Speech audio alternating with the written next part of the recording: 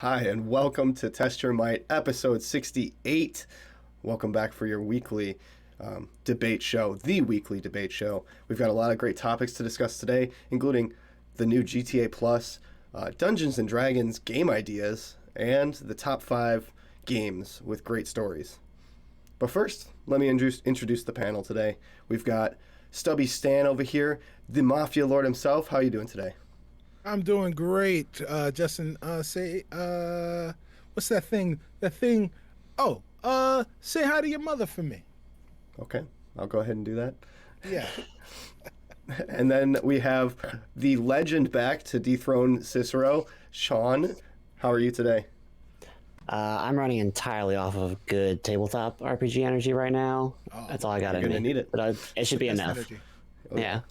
Ooh, shots fired. All right.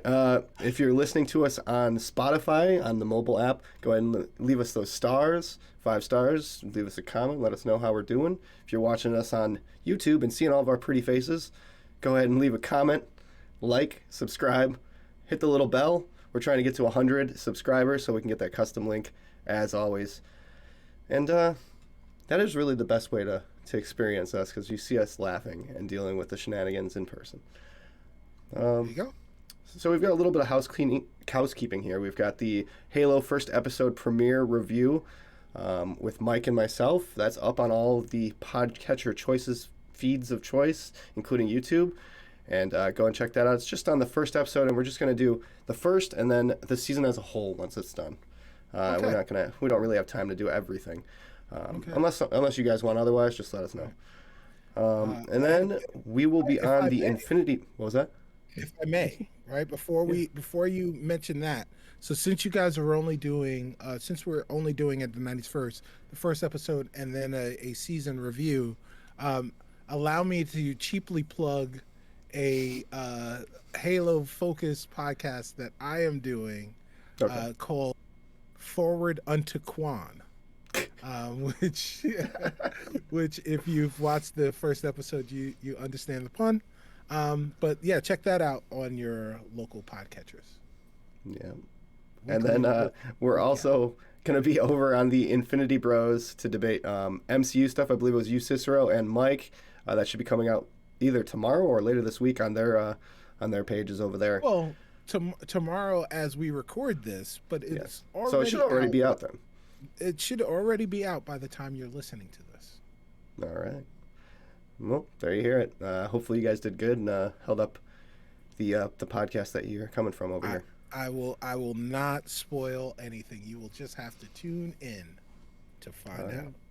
He looks like he still has his honor. I think he did well. Yeah, until this podcast, right? So we are bringing back the question of the week.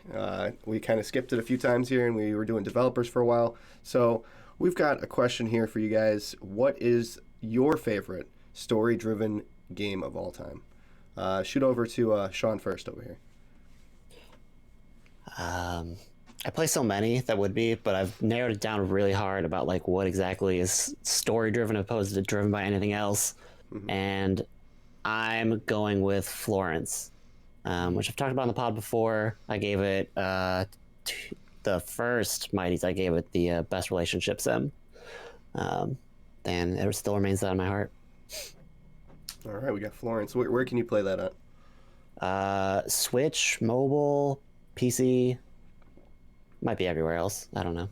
All right. Cicero, how about you? Story-driven game of all time. Your favorite. Favorite story-driven game of all time. I think I'm gonna go with KOTOR. All Knights right. Star Wars Knights of the Old Republic. Yeah, that's a good one. That that game. There are lots of things that are revealed to you during the course of that game, and then of course, the way you play that game has a has an impact on how the game ends. And there's some revelations that come out as a result of playing that game. So I don't want to spoil that, but yeah, if you've never played it, it's actually pretty cool. It's still, the story definitely still holds up. Definitely agree with you. It's one of the ones I had listed here. We'll get back to those later. Mine that I chose was Bioshock, the original. You know, giving you shivers throughout the gameplay and the story. That's what I like. And it was one of the first games that really hit me hard on the Xbox. So definitely good. All right, that's what we got. Moving on to news. Some big topics that hit the newscasters this week. Number one, Rockstar launched GTA Plus, a subscription service. I believe it's $5.99 a month, and you get a bunch of in-game content, including game cash, cars, places to go, waived fees for races and stuff. How do you guys feel about that? Are you going to subscribe to that to make them even more money? Go ahead, Cicero. You've played recently or no? I've played GTA 5 recently. Oh, which reminds me, I need to download it before it becomes more expensive for the consoles. But GTA Online, I don't. That place is a wasteland. Like you got to be able to get good in order to play GTA Online now. How do I feel about the subscription service? Look, that game's been out for 2 console generations.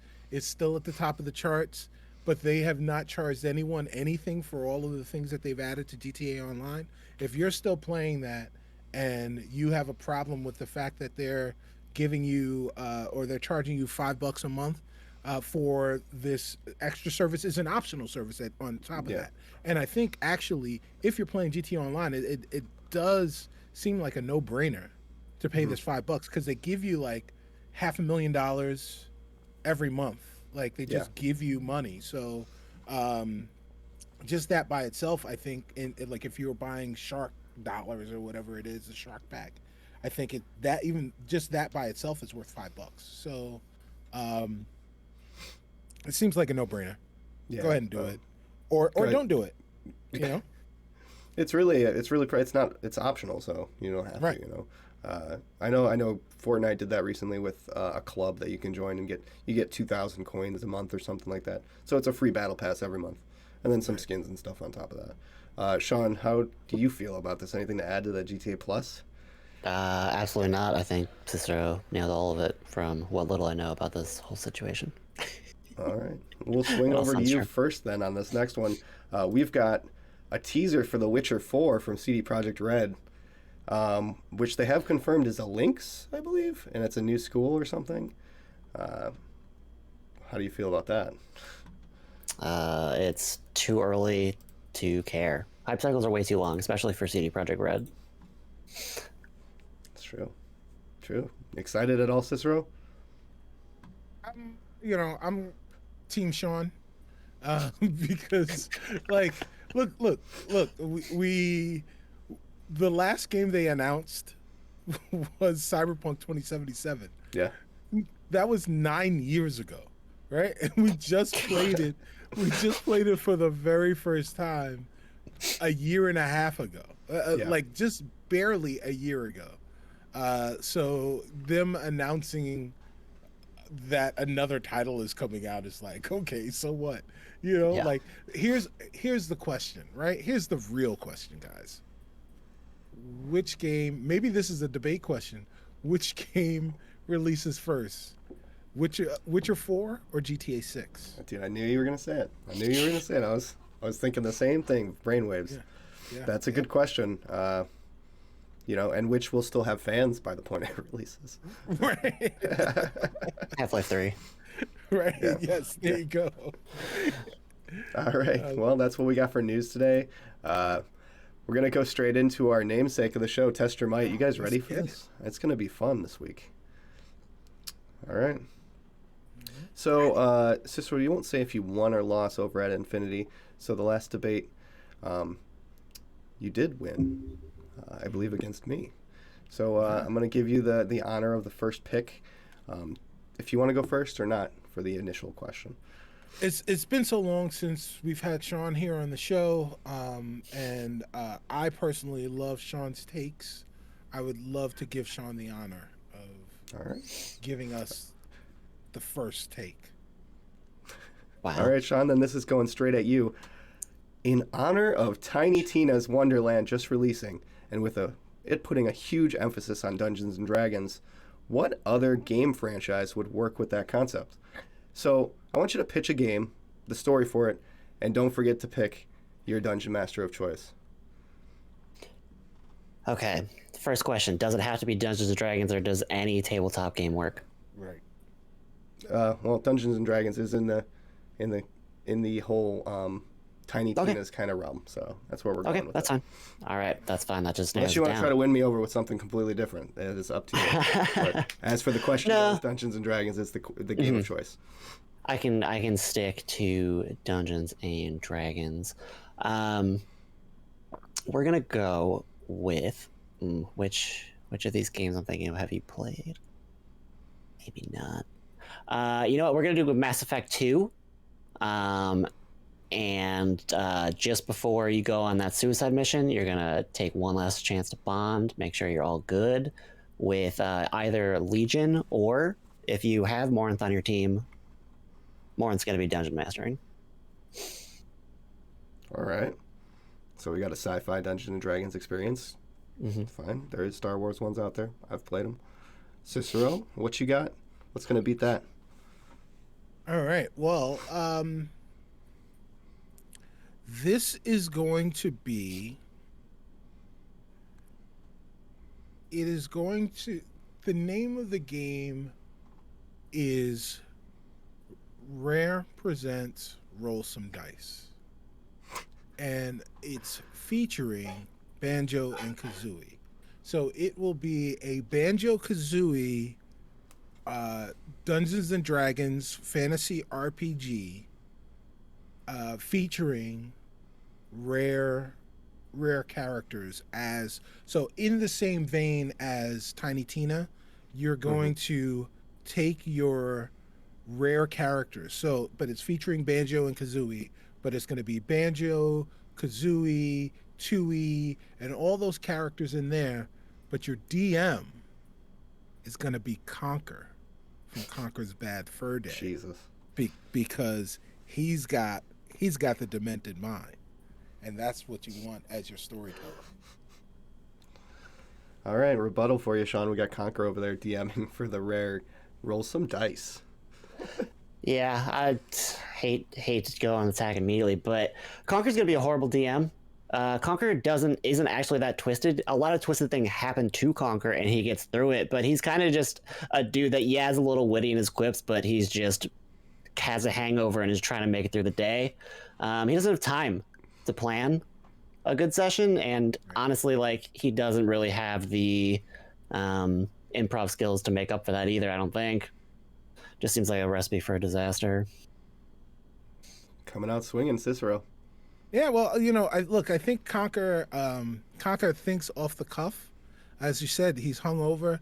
He's trying to make it through the day. He realizes that one of the things he's already committed to is running this D&D session. And he's like, holy crap, I've got to run this. I'm hungover. Oh, man, like, yeah, things are just going to happen, right? And he's really going to lean on RP. He's going to lean on the players there to help him get through the session, and he's going to yes and his way and create like just some really, really tough obstacles sometimes when he just kind of wants to let them do all the work. I think he's going to make a great DM. It won't be like one of those great DMs where like they bring props and they do all that stuff. No, he's just going to be brutal, to the point. Things are happening, and I want you guys to keep moving so that we can get through the session and I can get home. And that's going to make a great video game as opposed to a great tabletop RPG session.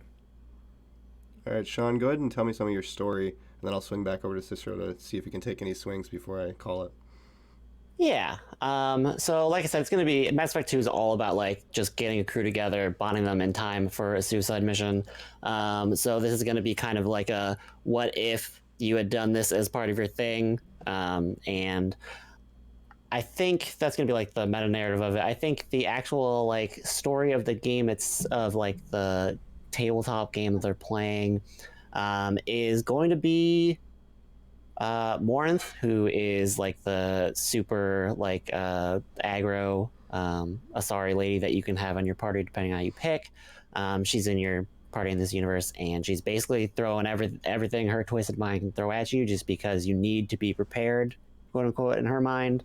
And you know, with the way that she is, it's going to have a lot of things that you probably don't even really need to be prepared for, and can be kind of a little wild, with probably Joker trying to step in and light up the moon in his own way, or just kind of getting in the way, or Edie trying to step in. I think it's going to be a lot of like interruptions of other people on the Normandy trying to like corral Morinth, and kind of having comedic repercussions of that. All right, Cicero. Yeah, I wonder about the roles of everyone playing D&D in a setting where there is already a hierarchical structure.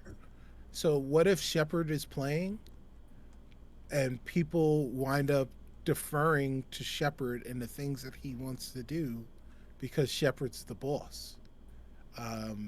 And I think that may be an issue for people, and that may be an issue for the game and how well the game winds up flowing, because people wind up deferring to Shepard all the time,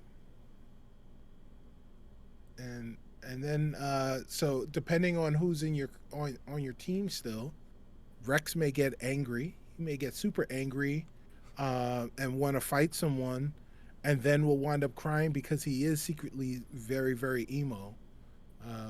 He's got a back, a tragic backstory, and then or otherwise you might have like Ashley there, and she's kind of a jerk. Like, I don't know if I want her at my table.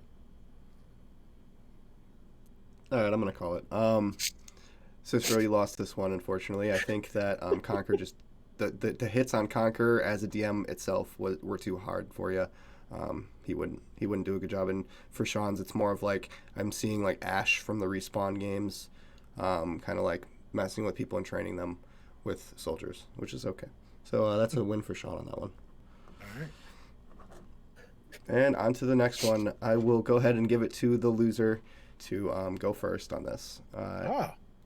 So Xbox, I'm sure you've seen this, have announced a furry Sonic and Knuckles controller contest recently.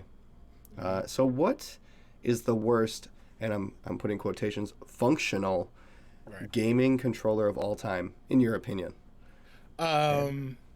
So the answer is the Resident Evil GameCube controller. This was I forget which one it was. Four. Oh yeah. Oh, by the way, I'm going first. Yep. I did give you the power to do that. Yeah. So obvious. Well, it was like shaped like a chainsaw, but then like the base of the chainsaw was the actual controller. It was the most ridiculous thing ever made, and the fact that it was an actual controller that was supposed to be used by people was hilarious. I like I've said plenty of times before, I worked at a retail gaming organization where people would stop in for their games, and this was there for the longest time. And it was just a hilariously expensive piece of equipment that was useless. All right, Sean, go ahead. I'm gonna go. What is this called? It's the Katana Soul Controller. It's got similar. Yeah, it's like a similar thought process to the chainsaw. Definitely not similar vibes. Where it is just like a something else that has been put that slapped controller things on it and has some kind of motion control situation happening to it. And whereas the chainsaw is, at least kind of funny and is reminiscent of one single game, the katana controller steers into the worst of the worst of like video game collector culture. And even Cicero is Yeah, just we're gonna can't have to stand put to a look picture at up for our viewers, guys. This is the first time I've heard of this controller, and You can I'm detach blown the away. blade, apparently. Yeah, I'm seeing It's that. great. It's about the same price, if not more, than the chainsaw was. And it just steers into the weirdest, like, Japanophilia thing that, like, collector gamers can get into, and it's very distasteful. It's even got a stand. Cicero, go ahead. Yeah, so yeah, Why is yours worse? My controller is so. I think mine is worse because it is enough of a controller that more people would be encouraged to actually try and use it as their actual controller, right? And it was made in a way that was exactly what it was supposed to be, and not just a piece of art that you put on a pedestal, a literal pedestal, and let it sit there. You can actually use it. This katana blade is hilarious. This is incredible. But there's no way that anyone could use this as a controller, because it's just not like, it's not functional. There aren't enough buttons. So you're taking the functional side of it. Yes. Go ahead, Sean. Rebuttal. I think there are plenty of buttons for what it needs to do on a PS2. You've got your joystick, you got your pad, you've got the four like XY. Oh my god, not XY. Woof. Yeah. You got your four right side buttons, and then some extra like the L and R's are also there. All the buttons are there, and you got the swing. They are. The joysticks are on opposite sides of the D-pad. Right. Yeah. Close to each other. But then at the top of the hilt, closest to the sword, you have your face buttons, but I don't see your shoulder buttons at all. Well, you're claiming it's not You just have to functional. reimagine what a shoulder is what I think. I'm gonna L1 and L1 R1, L2 R2. I don't see. Like it might be functional for that game that it was created for, just like the rest. Yeah, of the Onimusha. Yeah, it's for Onimusha. Yeah. It's So there were ridiculous. no shoulder controls on that one. I'm pulling Sean, I want you to tell me why yours is the worst functional controller. It's kind of the same thing that Cicero said. What do you mean, the like hit on the functional part or the badness part? Like why both? I want you to defend Both? yours to the T. Yeah. Well, Yeah, Final statements here. Yeah. I gotta get away from these. So, I think, look, I've heard testimony that it works. It's not pretty, but it works. You can use it. Well, red is more accurate. I'm currently watching an unboxing of it, which this person looks very happy about it. But it steers into, but again, my main problem with it over the chainsaw is that one, it is more of a collector's piece, and then it steers into this weird thing where like gamers want to just like appropriate this culture and not really know anything about it. And yes, a Japanese company made it, but they're steering into this sort of thing where like yes, I'm on English, like Google or whatever, but like you can find a lot of the things talking about it are from Western people taking it, and it's just kind of gross. It's like how you can't find, if you're like into keyboards, you can't find like keyboards without like katakana on it too.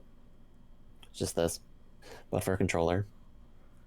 All right, Cicero, one final statement. Why is yours worse? So the final statement is that not only was this controller made for the GameCube, but it was also made for the PlayStation 2.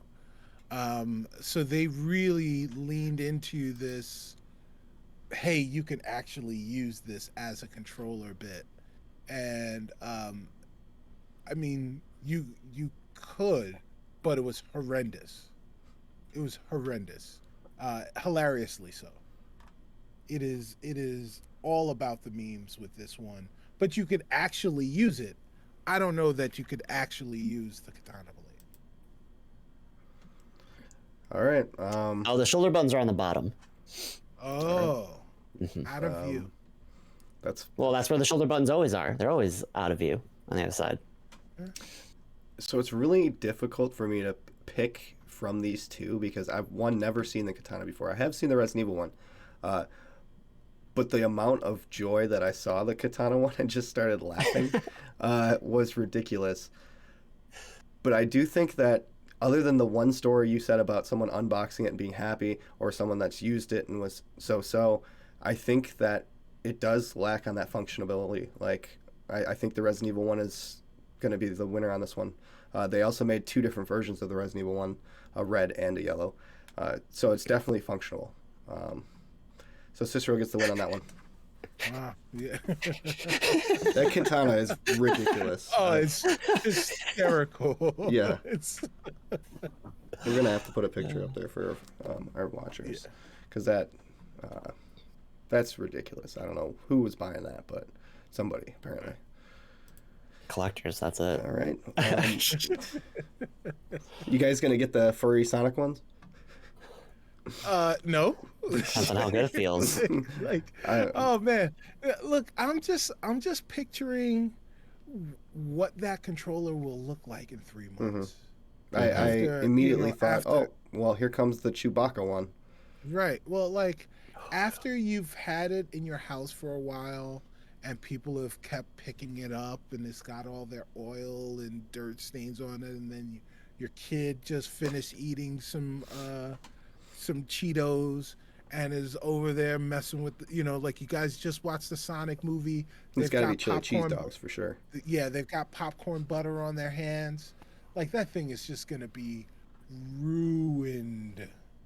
Well, then you just carpet vacuum cleaner it and you'll be fine. Yeah. Mm-hmm. All right, so Sean, you're going to get the lead on this next one. We'll just go in.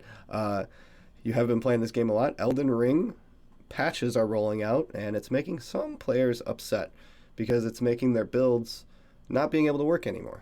So as for single-player games, I know Elden Ring can be a multiplayer game. So as for single-player games, should you be allowed to break the game if you would like to? And you get to choose yes or no. Absolutely. Yeah. I pitched my game of the year last year as being great because you could break it. So, yes. All right. You can go ahead and start defending your yes, since this already knows he's going to be doing the opposite. Mm-hmm. Okay. So, a lot of when you're playing video games, a lot of times you're going for some kind of power fantasy or just trying to relax. And I think being able to find a way that works for you, that creates the most fun you can have. If you are someone where breaking a game feels that way, which a lot of people, if they can find that, is true for them. It's just whether or not it's easier not to find it. Especially in like roguelike deck builders and especially in that system, there's been some like great examples of like a game letting you just kind of get nutty with it and it being phenomenal, even if it's not like the most, even though if at first glance you might be like, oh, well, then you just solved the game, it's not fun anymore, but that's not even true. Like with Inscription, they steer you into ways to break the game multiple times, and it's actually kind of a progression mechanic for that game. Part of the reason I've played hundreds of hours of Slay the Spire is because of modding being able to let you break the game in certain ways, in ways beyond even just like what the standard 4-decks could do, which you could kind of to a limited extent do that, although it was much more restrained there. And the biggest like thing about Monster Train was, even though I preferred Slay the Spire, like the one thing Monster Train super had over anything else in there was like, again, that steering into finding something that would just like felt super ridiculous, but the game kind of lets you steer into it and just like, here, have fun. All right. And fun's why we're here. All right, Cicero, why should you not be allowed to break the game? Single player. Well, because the game was designed to be the game that it's designed to be, and not some remix that you've decided to make. Uh, like there may be unintentional side effects of you doing the game. Like there could be times, seriously, honestly, there could be things that happen in the code that, if they're triggered, could create like irreparable memory faults within your console and could brick your console. And now you're going to be upset with the publisher or the developer of the game because you decided to break the game, and now your entire console is bricked. You can't like play within the confines of the rules. Like we don't need you to come up and make up house rules for these games. You want that? Play Minecraft. All right, Sean. Oh boy, this house rules thing just totally threw me off what I was gonna say. um, but good example of house rules making a thing better. Nuzlocke in Pokemon, not breaking, but still like house rules that are like a thing that significantly alter the gameplay. What was it? What was I thinking of? There's also just the fact of sometimes breaking a game is the only way that someone is going to be able to like significantly interact with it. Not all games, if we are going into like things that can break your console sort of situations, being able to alter the game in a way that makes it more accessible to you is of course always going to be a great thing to do, if you are capable of it and it's at least partway safe.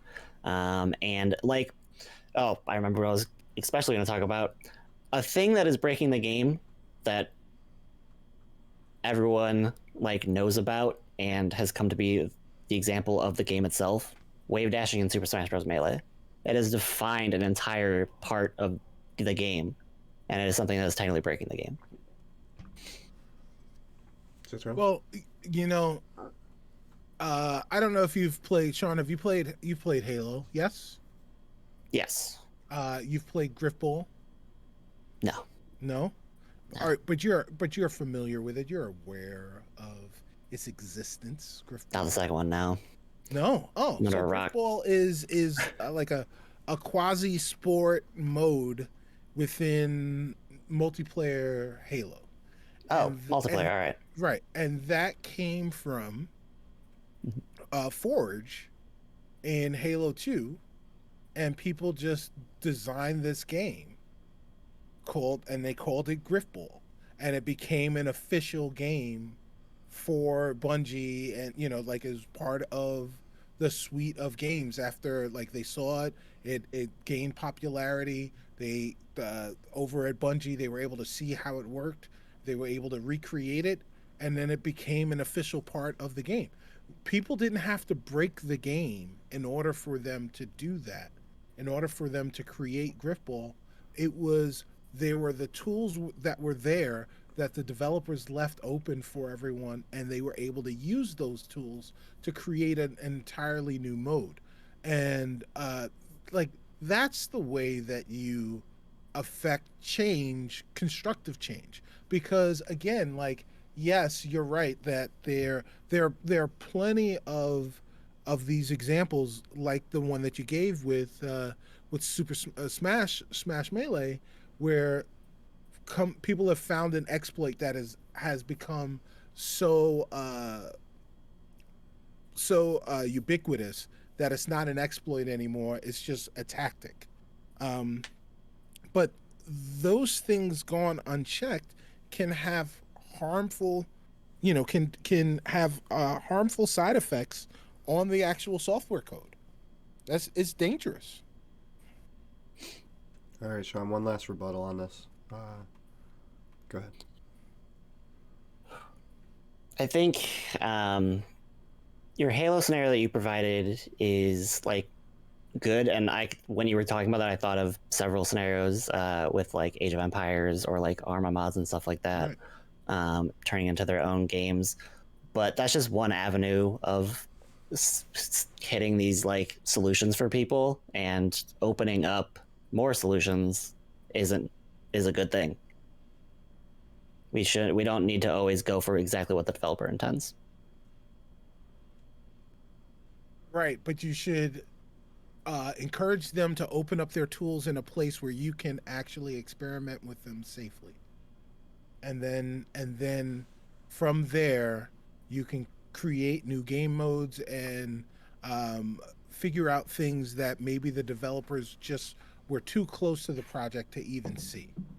But if you do it outside of their confines, outside of the spec of how their game was programmed to work,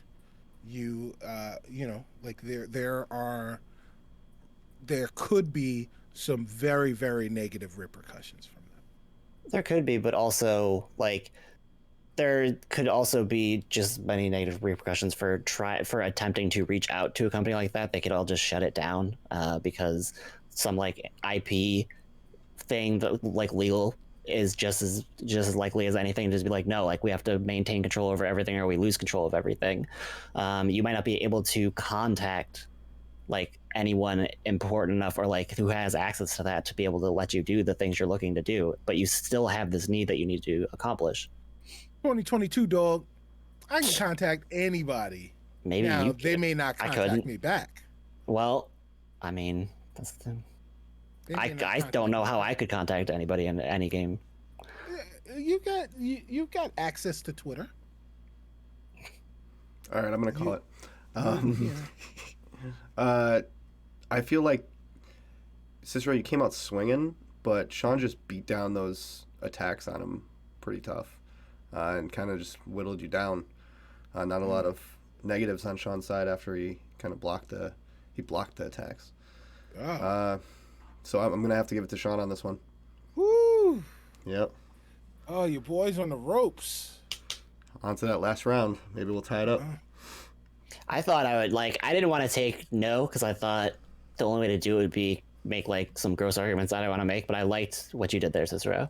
Oh, thank you. Thank you for showing me a different way to handle it. Ah, no problem. No problem. You know, cheats have been in games for a long time, Right. in my opinion, and you know, even with GTA, you have cheats in the game in single player, but you just take the achievements away when you use them because you're breaking the game. Right. So there's ways to do it, and even with Elden Ring now, they're giving away content for free if you are to patch your game. Yeah. 'Cause you And I mean, they just busted Magic, and Magic has always been OP in Souls games, so whatever. Right. All right. All right, so we've got a blind fight here. Let me check my time and see how many choices you guys are gonna get. Oh, we're popping. Yeah, Ooh, yeah, we're yeah. popping. Yeah. We're on top of it today. This is the express route. Yeah. All right. So this comes from none other than one of our hosts, our co-hosts, the big man himself, Stay-at-Home Gamer. Oh. And this is going to be a normal blind fight. Cicero, you did lose, so you will get to pick if you'd like to choose first. Now, let me tell you the constraints of this argument. Okay. So, Project Spartacus, you know about this? The Yes. Sony subscription plan, like Game Pass, is rumored to be revealed this next week. So I want you to choose 3 games that need to be on this service. And it's going to be a snake draft. So if you want to go first, you'll get the first one. And then it'll go over to Sean for his 2 picks. And then back to you for the last ones. All right. So- Well, then I will go first. Okay? And I will say that the game that needs to be on this service is God of War Ragnarok. Okay. And then, Sean, you get 2 picks.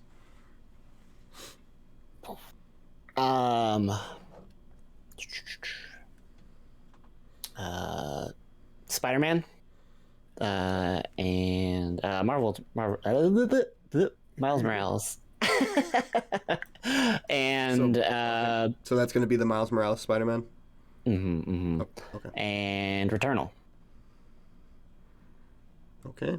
Over to you, Cicero, for your last 2 picks. All right. So then I'm gonna go with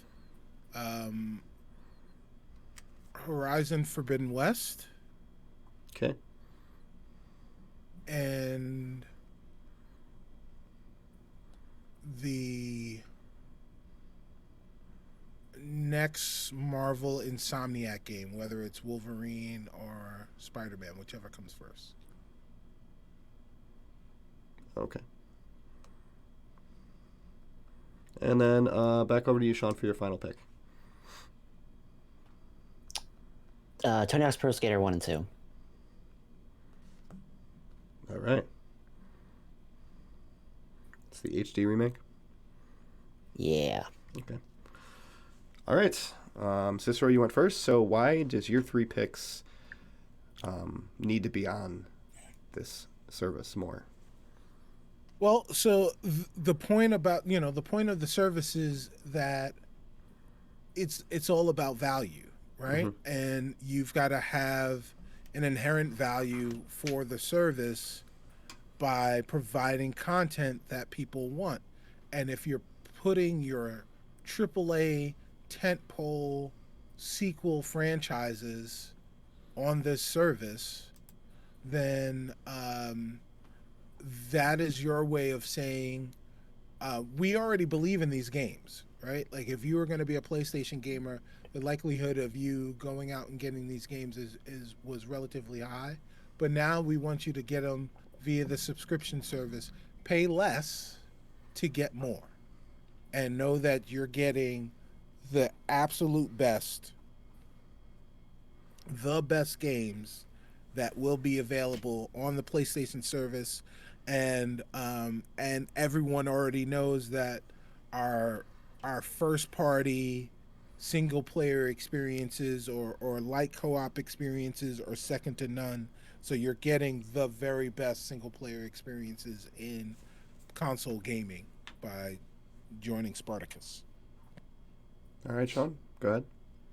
I don't go here recently, but from what I understand, Spider-Man Miles Morales and Returnal are like peak single player games recently from Sony. So I think best of the best. It's not like why are any behind you if they're probably, if anything, over. And then I think the thing that sets my list a little bit apart is the Tony Hawk's 1 and 2. You need those kind of like mid-tier games on these services so that you can get a bunch of those types of games. I wish I would have picked something a little weirder, honestly. Like maybe I would have went with like Ghostwire Tokyo, but I know that's Bethesda, so that's kind of like too high in the clouds. But you need like a game that like people want, probably one they've maybe played before, but they want to go again, which a remake of very classic games is really good for that. And then even though they're not getting like the biggest deal because it's already a cheaper game, a lot of the games that I go to on Game Pass are already in this situation where it's like, yeah, it's a cool game, I want to check it out, and like maybe I'm not like saving a whole $60 or $70 on it, but it's cool enough and I'm going to be spending a lot of time on it, and it's a game I love, so I'm going to revisit it, and no one else really has that available to you for free. Yeah. So what I'll say to Sean's argument is that Sean's argument is correct in the sense of that is what Sean's looking for. Those are the types of games that Sean's looking at in the Game Pass service. But I think it's fair to say that that's after being sold on Game Pass, right? Being sold on what Game Pass is, finding the value there, and becoming growing accustomed to seeing all of these games in the library, and looking and seeing all the big shiny stuff, but then not getting distracted by the big shiny tentpole games, but looking deeper in to see what those diamonds in the rough, maybe some of the jewels or some games from your gaming past that may also be in Game Pass that that you find and you'll be able to download. So maybe you're not saving a bunch of money on those, but like you're happy that they're there because you can clean them out of your backlog. I think the difference for Spartacus is that Sony is still trying to prove, they're still in the proof of concept phase of what a subscription service will be like for Sony. So in order for them to get to the point where they've got enough subscribers where they can have some of those really weird games in deep down in the service. They've got to have the big shiny tentpole games out there to draw the people in, and those games are uh, the the sequel to your to your God of War franchise that reignited the franchise, that everybody wants to play.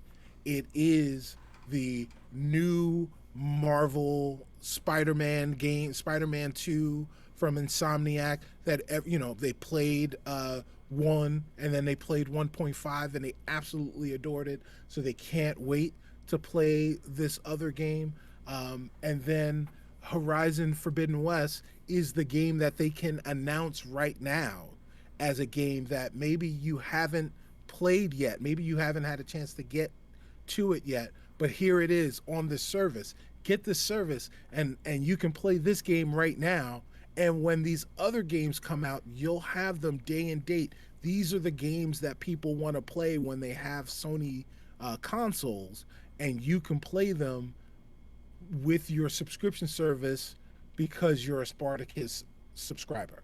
And that's how they gain lots of people, so that they can get those really weird titles in there, and people can go and find those as well. All right, Sean, go back one more time and then I'll call it. Yeah. I think proof of concept is a weird, like, the concept of having a subscription service even in games has been proven time and time again. I think if anything, you want to, like, having those weird niche games immediately. And again, Tony Hawk isn't even a super weird niche game, but for the argument of this, that just shows a longevity that you will believe in the system, and that you're already fulfilling. You know what this is going to be and what it's going to need eventually, and you're going there immediately because we all know subscription services, how they work, and that they can work, and that Sony is going to push out their big name games on there, at least like some of them. The thing that subscription services like lately, like a problem that, like, Netflix, not gaming, but like subscription services are having lately is like Netflix doesn't show the longevity, and like they cancel everything that people, especially things that like people love, like after the first 2 seasons, and recently after like there was something that just happened where they canceled after the first season that everyone loved. And so the thing that you need to see is the longevity of it all. So I don't think it's not even skipping ahead, but like putting the pieces in for the longer term is a drawback, because everyone already knows what to expect about a fresh subscription service with the shinies. All right. I think it's really hard to pick this one, but I think Cicero's got you just by a hair. He did mention the fact you're getting something now, and it's a big title that just came out, and also titles in the future that are named titles as well. Yet I do agree with you that yours had more variety, but I feel like you're giving experiences that a lot of players have already experienced. Honestly, Returnal's the newest one, unless you have a PS5. But for the other two, people have experienced these things already. And it's kind of. I haven't experienced any of those. I haven't experienced. There's so many people that haven't touched PlayStation in ever, and that would do it. Yes, right. But I think the argument or the difficulty for Sony right now is the fact that people are having problems getting the console, right? Mm-hmm. But so in terms of they can't necessarily sell the subscription service to people that haven't had PlayStations before and don't have a PS5 right now. What they need to do is sell the subscription service to their current consumer base. And their current consumer base have PS5s. They're playing their games. They've got they've got a decent attach rate, but they want to maximize what that attach rate is by lumping large groups of people into a subscription service. And I've had plenty of conversations with people that own both consoles that don't have Game Pass, and I'm sitting there just perplexed as to why they don't have it. And I think part of it is that, a lot of those people, one thing that most of those people had in common is that they were using their Sony system as their primary console, and their Xbox system as their secondary console, and didn't necessarily see the value and having a service on their secondary console, I think Spartacus going to PlayStation and then getting a chance to understand the value from the Sony perspective would help them to realize what an insane value Game Pass is from the PlayStation, from the Xbox perspective, or just from the gaming perspective, because now they're like actually open to the fact, since both of the platforms now have these services that are competing against each other, and you can compare and contrast those, as opposed to this one philosophy, this older philosophy of we have a game, we sell the game, you buy the game, and this other one, we have these games, you subscribe to the service, and you play the games when you're ready. Yeah. Yeah. I hear you. You know, if you were to put them side by side and not have those day and day releases, people are going to see the differences very quickly. All right, so that's 2-2, I believe, which means we go into our bonus round, the Metacritic score of the day. Are you ready? It's going to be Sean first, and then it's Price is Right rules. The game of choice is going to be Grand Theft Auto Vice City on the PS2, which you can play with a katana if you really want to. Right. You can play with the chainsaw too. Chainsaw controller as well. There's actually a chainsaw in the game too. Yeah, that'd probably be good. Yeah. Sean, go ahead. You get a score from 1 to 100, and Price is Right rules. So it's up to you. 83. 83. Cicero. Vice City, PS2, 20 years.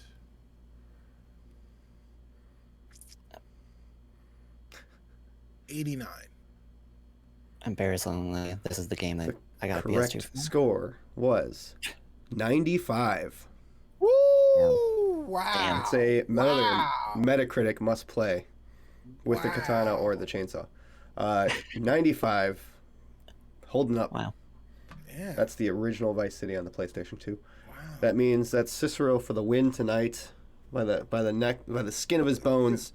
Yeah, man. I had to go to the judges' scorecards. Now, I didn't forget. We skipped What Are We Playing? Yes, we did. can go ahead and get that right now.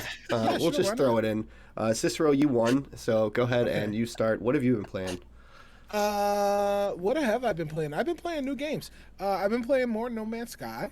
I've already logged about 10 hours. Like, I love these games where there's direction, but there's no like urgency. Yeah. And I always complain about how I have no time, but I managed to waste lots and lots of time in games like that. The one thing that is materially different from No Man's Sky from Elite Dangerous is that you do get this, you get this terrain altering mechanic where you can like what is that like The mine thing? geoform? Yeah, and you can mine things and stuff like that. Yeah. This excavating, like doing this, and like the monotonous joy that comes from it helps me to realize why people love Minecraft as much as they do. Yeah. Right? I think it's I've the never played terraformer. Minecraft. I think that's the title. Terraforming. Yeah. So like that is I've never played Minecraft, never really opened it up. I didn't really see the appeal. Now I see the appeal. No Man's Sky has really helped me to see the appeal in it. And yes, it's a really fun game. I'm super enjoying it. I haven't played a lot more Paradise Killer. Sean, I don't know if you've played Paradise Killer yet. I have. I definitely booted talked it up. I booted it up. Yeah. Paradise Killer on Game Pass. What a weird Weird is the game. correct word to describe it. Yeah. I played for maybe 5 minutes. Weird game. So my problem with the game is, and I managed to last a fairly long period of time, I don't get motion sickness in generally at all, but I get motion sick with first person games with a cell shaded, Yeah. with like quasi cell shaded artistic style. The Outer When Wilds. you, um, the Outer Wilds, yeah, the Outer Wilds got me nauseous. Firewatch got me nauseous. Yeah. Um, and this game gets me motion sick as well. And the common denominator is that these are first person games where there's no like gun or something in front of you, Hmm. so there's nothing for my eye to focus on outside of the movement of moving around, right? Hmm. I don't have a point of focus, I think, and that makes me nauseous after a while. But I was, I, it took much longer with Paradise Killer for me to get nauseous than the other ones. But so Paradise Killer, the game that will take my time away from No Man's Sky, of actually doing something but doing it with my friends, is the other game that I've been playing this week, actually just today, and that is Tiny Tina's Wonderland, the Borderlands sequel. Hmm. It is it's Borderlands, it's D&D. There are two things that I absolutely love. I actually kind of hate Borderlands, and I hate Borderlands because it's so damn addictive, and like it scratches all of the niches, right? Like it's outrageous, it's funny, it's engaging, but it is easy co-op, right? It's easy for me to get my friends together to play the game, sit and talk and chew the fat and just hang out with my friends and do something that we can have fun doing for hours and hours and hours and hours and hours. And like that's the problem with Borderlands is like you have to stop, but you don't want to stop, Hmm. and you wind up stopping much later, excuse me, than you had intended, and it's always going to get you into trouble. Yeah. No pun intended for Yeah. the podcast. Sean, go ahead. What have you been playing?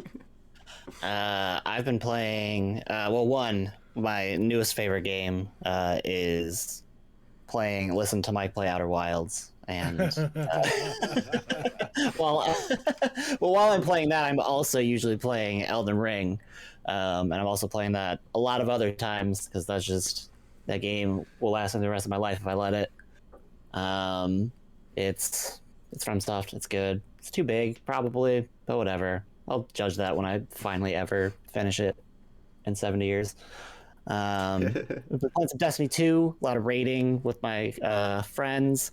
There's only 6 of us that were at level until this week. We spent the past 2 weeks pretty much any time we could get 6 of us on, which was not often. And like just try to blind run the new raid.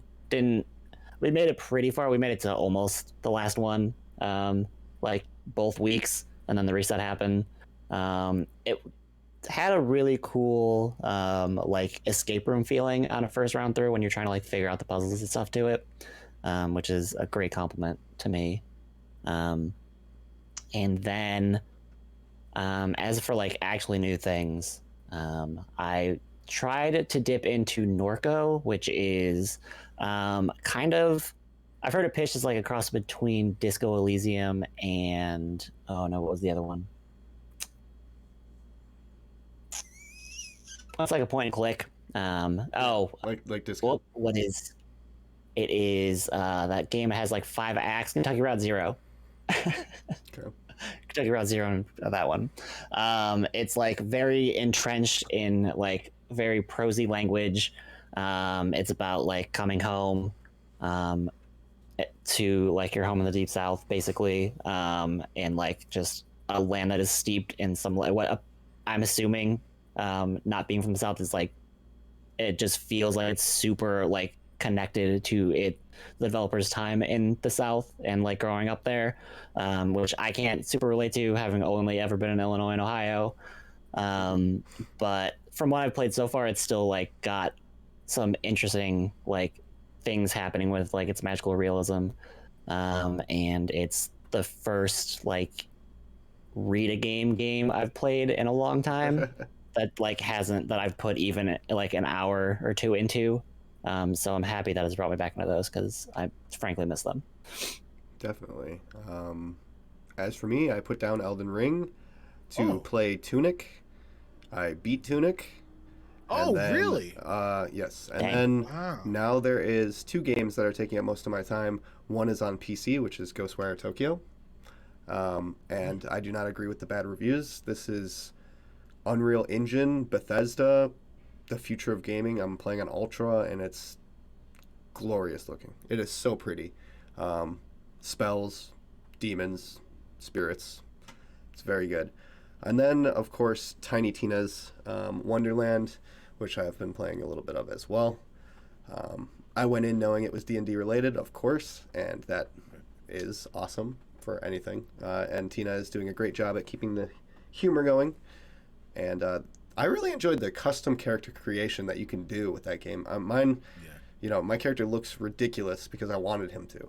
And I just went crazy with the customizing. But it's pretty in-depth, what you can create in that game. Definitely enjoying it. Ghostwire is great. Don't let anyone else tell you otherwise. Try it. It's an open world, looks amazing.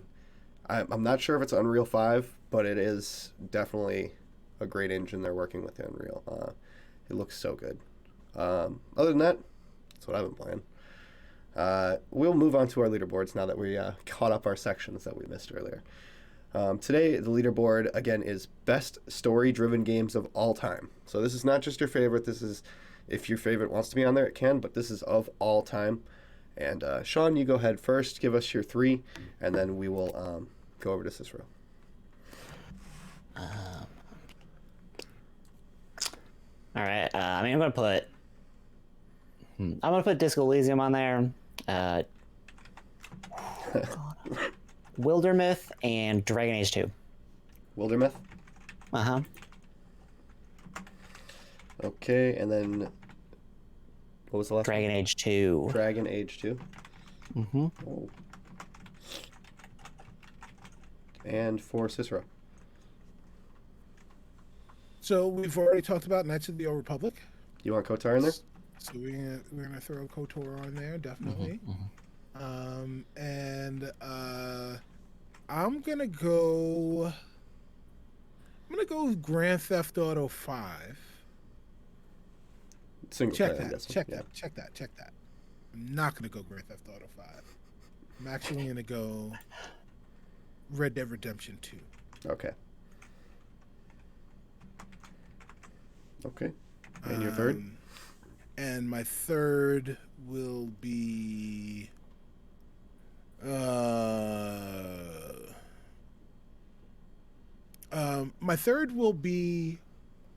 Walking Dead, the game. The Telltale Season one? Telltale presents Walking Dead, the game, season 1. Okay. For me, I'm obviously including BioShock. That game did amazing stuff to me. I get typed today. Boy Shock. Bioshock. Right. You kill me. Okay. I got Wildermyth. Then I'm gonna include a game that's very similar. I know we've described it close to Kotar before, and that is Detroit Become Human. Yeah. Excellent game. And then for my third, you took Kotar, so I've got Uncharted 4. And that is action-ish, but it's definitely hard story gameplay. It's like a movie. You're watching a movie the entire time. Okay, go ahead, Sean, with your must-have. Dragon Age 2. Dragon Age? Uh-huh. Okay. And Cicero? Walking Dead. Walking Thank Dead. you. I banked on someone else putting that on there. Well, it's all a chess game. He knows I'll fight for Kotar, so he knows I'll put it on my list. I feel like no one's going to fight for BioShock, so I'm going to have to do that. So I'll put BioShock on there. There you go. Right. And then what do we see? I don't know why there's 2 twos. That's weird. Yeah. All right, Now I it's get two both of them. threes. There you go. Relax, dude. I got it. Everything's fine. It's all broken. Take your Okay. mm-hmm. There's actually 2-2 still, but not. Okay. Yes. All right. That's why I put it Anything on first. here? Everyone listening to this and watching this is utterly confused because Uh-huh. we're looking at an actual document as this is happening, and no one else is. Okay. Yeah. So that 2-2s joke only landed with the three of us. I love it. Mm-hmm. I love it.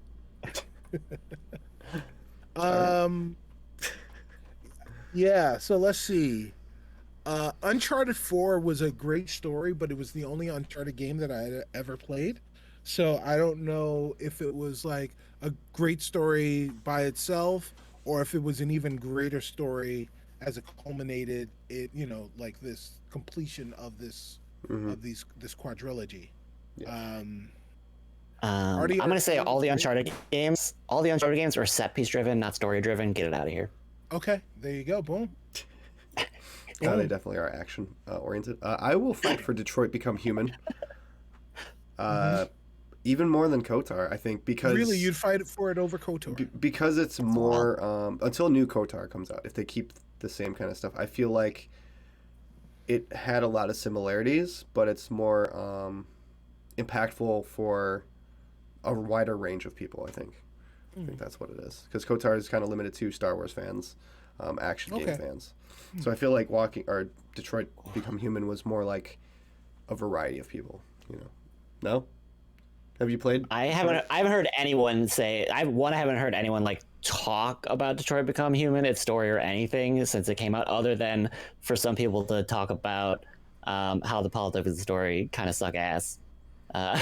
So I don't know if it's hitting more people than KOTOR, because I still hear people talking about that all the time. Yeah, it's really just your choices have an aspect on the world you're playing in.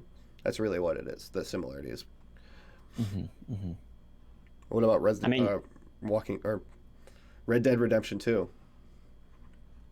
What about that? Because that's also an action game.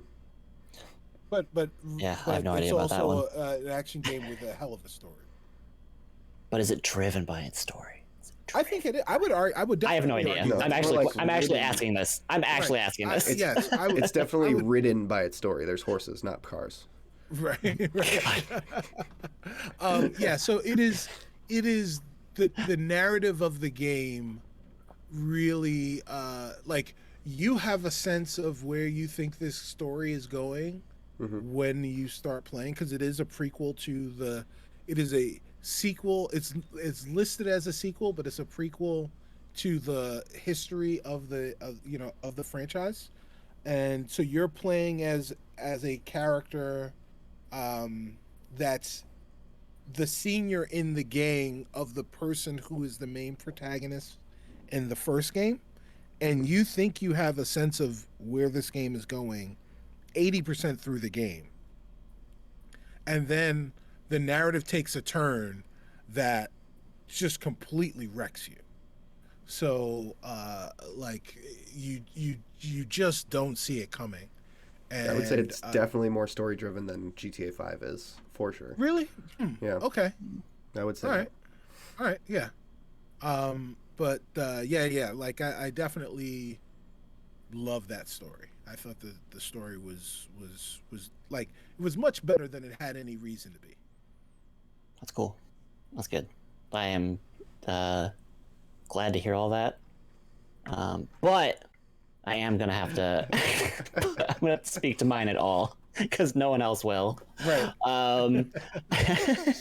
Wildermyth is entirely story driven. Like the tactics are there and like they're good, they feel good, but it's entirely you're playing like sets of stories out, and you're playing out like you're picking out like trajectories for your characters and the party that they're creating each time that like a campaign is happening, and like things are hitting the world is broken up into chapters that are nice, and like it's a similar to Dragon Age 2, like each of the campaigns are telling like a long-term story, so there will be like multiple generations in the like 5 like pre-written campaigns, and then they also have some like randomized elements for a more like randomized like campaign elements for like what story ends up if you want to go beyond that. But even just with those 5 written out stories that are like really good stories of like a party coming together that fit with that also have like little individual character stories that like randomly come up, like you'll before a battle you'll have like a choice, like a little event will happen where like, oh, you'll find like a little like dragon baby will come and like steal your pouch, do you follow it or not? You and like what you do there could like drastically impact, like, can like send you down a chain of side quests for your person to do, and that can show up as either just items or like a cool story, or even like permanent bodily changes that the game like sticks to and comments on in between like the act breaks, and it's just all entirely about the story you're playing. I have not. Okay, me neither. It sounds awesome. I think Cicero and I are kind of on the same page. If we give you Wildermyth on the list, will you give us Red Dead? Yeah. All right, there you go. I got a deal. Is that okay with you, Cicero? Yeah, that works for me. All right, so in no particular order, we have the best story-driven games of all time: Dragon Age 2, Walking Dead: The Telltales, Bioshock, if you're listening, Wildermyth, and then Red Dead Redemption 2. And that's our show tonight. Cicero somehow got the title back and is keeping it. It's okay. Down to the ropes. That's what happens here at Testermite. Hopefully you guys I always lose the Metacritic score. Always. I don't know what numbers are. I'm just a gamer. I'm just a wee story gamer. Right. I'm trying to throw you guys off because when I get there, I always pick a game that is really high on the Metacritic score. But one of these times, I'm just going to lowball something. Throw you guys off. I love it. But yeah, that's our show. Hopefully you guys had fun. And if you're still here listening or watching, hit the like button, subscribe. Come back. Let us know how we're doing. We'll be back next week. And you guys have a great week.